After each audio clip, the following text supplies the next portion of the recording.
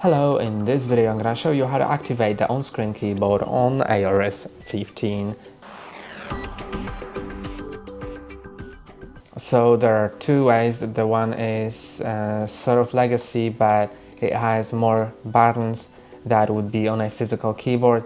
And the second one is more adjusted to touch screens. I know this laptop doesn't have one, but if you have an external touch screen, then the second option may be really great. Or for any other reason that you maybe, for example, just want a pretty touch keyboard, then you can use the second option. So I'm gonna show you both of them. Let's go to the settings, and the first one will be found in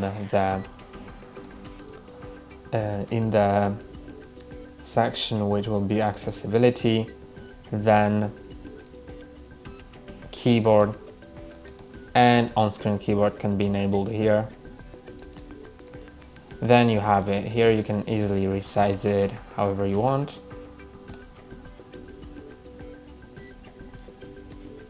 And as you might have noticed, it has the buttons that are normally on a keyboard, like the home and insert, print screen, and so on. You can also click on Shift, Alt. It has a really weird sound to it, but you know, it all just works. So this is how you use it. Then you can also find the other keyboard, which will be in personalization. So let's go here. Then find,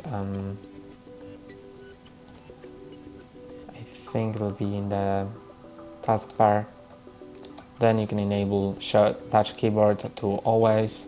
Then you'll have the touch keyboard button on the taskbar. You can click on that to open it whenever you want. You can also customize it here to set a different layout, for example this one, or like anything else. But even the traditional one doesn't have keys like home, insert, and so on. So it just depends on your needs.